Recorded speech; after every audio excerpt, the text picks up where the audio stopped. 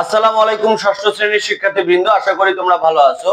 আজকে আমরা শিখব অনুশীলনী 1.2 এর 5 নং। তাহলে চলো অঙ্কটি সমাধান করি। অঙ্কটিতে বলেছে 5 অঙ্কের ক্ষুদ্রতম সংখ্যা নির্ণয় করো যা 3 দ্বারা বিভাজ্য। তো আমাদের প্রথম কাজ কি? 5 অঙ্কের ক্ষুদ্রতম সংখ্যা নির্ণয় করা। তাহলে চলো সমাধান করি। আগে আমরা লিখে নেই যে সমাধান। লিখি যে 5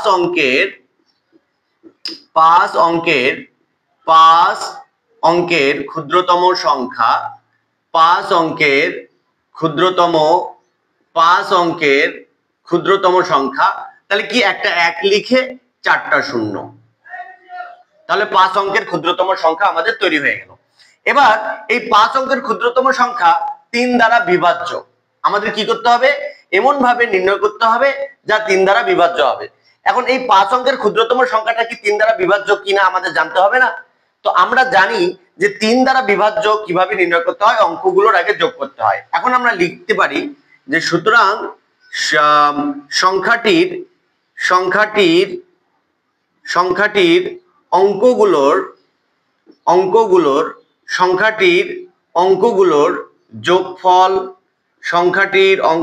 যোগফল, কত হবে? 1 যোগ 0 যোগ 0 যোগ 0 যোগ 0, 1 2 3 4 5, তাহলে সমান কত হবে? 1। যা কি হবে? যা 3 দ্বারা বিভাজ্য নয়।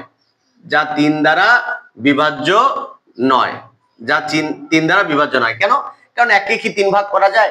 1 কে যদি 3 ভাগ করা হয় তাহলে দশমিক হবে, তাহলে ভাগ করা যায় না। এখন 1 এর পরবর্তী কোন সংখ্যা আছে যা 3 দ্বারা বিভাজ্য হবে? আমরা জানি 3 এককে 3। যদি এই ক্ষুদ্রতম সংখ্যাটির যোগফল 3 হয় তাহলে 3 দিয়ে ভাগ করা যাবে। তাহলে আমরা লিখি যে 1 এর পরবর্তী সংখ্যা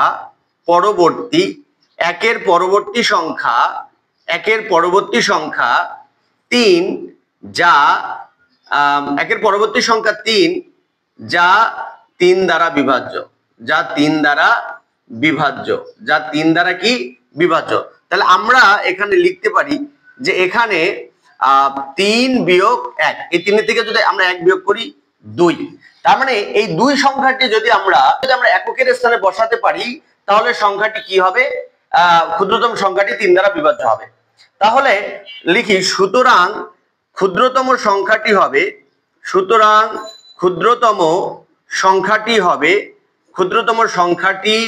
হবে 1 0 0 0 2, যা 3 দ্বারা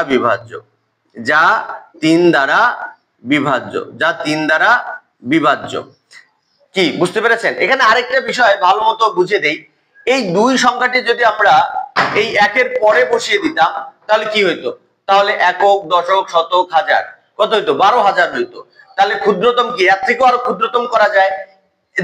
যদি আমরা এককের ঘরে বসাই দেই 2, তাহলে সবচেয়ে ক্ষুদ্রতম হয়। তাছাড়া এই মাঝখানে 3টি অঙ্কতে যদি আমরা 2 বসাতাম তাহলেও কিন্তু 3 দ্বারা বিভাজ্য হইতো, কিন্তু সেটা বৃহত্তম সংখ্যা গঠন হয়ে যেত, কারণ তার থেকেও আরো ক্ষুদ্রতম সংখ্যা গঠন করা যায়। সেই ক্ষুদ্রতম সংখ্যাটা কি? এককের স্থানে 2 বসালে। তো যদি অঙ্কটি বুঝতে পারেন তাহলে শেয়ার করে অপরকে শেখার সুযোগ করে দিবেন এবং ফলো দিয়ে পাশে থাকবেন। Thank you very much. আসসালামু আলাইকুম।